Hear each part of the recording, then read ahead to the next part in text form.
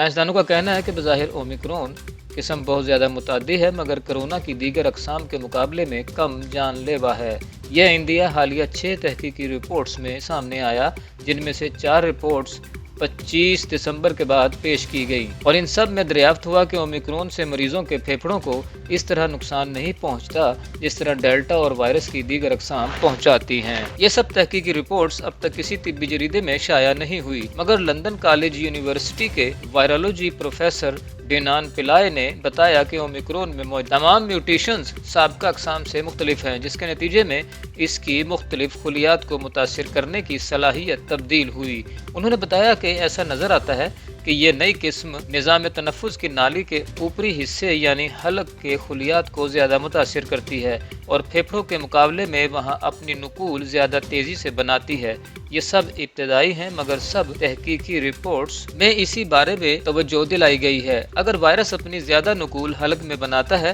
تو اس کے نتیجے میں وہ زیادہ متعدی ہو سکتا ہے، جس سے اومیکرون کے بہت تیزی سے پھیلنے کی ممکنہ وضاحت بھی ہوتی ہے۔ اس کے مقابلے میں پھیپھڑوں کے ٹیشوز کو زیادہ بہتر طریقے سے متاثر کرنے والا وائرس کم متعدی مگر زیادہ جان لیوا ثابت ہو سکتا ہے۔ لیورپول یونیورسٹی کی ایک تحقیق 26 دسمبر کو جاری کی گئی تھی، جس میں بتایا گیا کہ اومیکرون سے چوہوں میں بیماری کی شدت بہت زیادہ نہیں تھی۔ اس تحقیق میں چوہوں کو اومیکرون سے متاثر کیا گیا تو ان کا جسمانی وزن کم ہو گیا، مگر وائرل لوڈ کم تھا، جبکہ نمونیا کی شدت بھی کم تھی۔ تحقیق میں شامل ماہرین کا کہنا تھا کہ یہ معمے کا ایک ٹکڑا ہے، یعنی جانوروں کے ماڈل سے اندیا ملتا ہے کہ ڈیلٹا اور اصل وائرس کے مقابلے میں اومیکرون سے متاثر ہونے پر بیماری کی شدت زیادہ نہیں ہوتی، وہ تیزی سے کلیئر ہوتی ہے اور چوہے بہت تیزی سے ریکور ہوئے۔ اسی طرح دوسری تحقیق بیلجیم کی لیووین یونیورسٹی کی تھی، جس میں بھی اس طرح کے نتائج جانوروں میں دریافت ہوئے، یعنی وائرس کی دیگر اقسام کے مقابلے میں پھیپھڑوں میں کم وائرل لوڈ ہوا۔ محققین نے بتایا کہ ممکنہ طور پر اس کی وجہ یہ ہے کہ یہ نیا وائرس جانوروں کی بجائے انسانوں کو زیادہ بہتر طریقے سے متاثر کرنے کی صلاحیت رکھتا ہے، یا نظام تنفس کی نالی کے اوپری حصے کو ہدف بناتا ہے، یا اس سے ہونے والی بیماری کی شدت بھی دیگر اقسام کے مقابلے میں کم ہے۔ امریکہ کے محققین کی جانب سے جریدے نیچر میں جمع کرائی گئی ایک پری پرنٹ تحقیق میں بھی دریافت کیا گیا کہ اومیکرون سے متاثر ہونے پر چوہوں کا جسمانی وزن کم ہو گیا، مگر پھیپھڑوں میں وائرل لوڈ کم تھا۔ یونیورسٹی آف گلاسگو کے سینٹر فار وائرس ریسرچ کی تحقیق میں بھی ایسے شواہد دریافت ہوئے جن سے اندیا ملتا ہے کہ اومیکرون نے جسم میں داخل ہونے کا طریقہ بدل لیا ہے۔ تحقیق کے مطابق اومیکرون ویکسین کی 2 خوراکیں استعمال کرنے والے افراد کی مدافعت پر حملہ آور ہونے کی صلاحیت رکھنے والی قسم ہے، مگر بوسٹر ڈوز سے مدافعت میں جزوی بحالی ممکن ہے۔ اس سے قبل ہانگ کانگ یونیورسٹی کی ایک تحقیق میں بھی دریافت کیا گیا تھا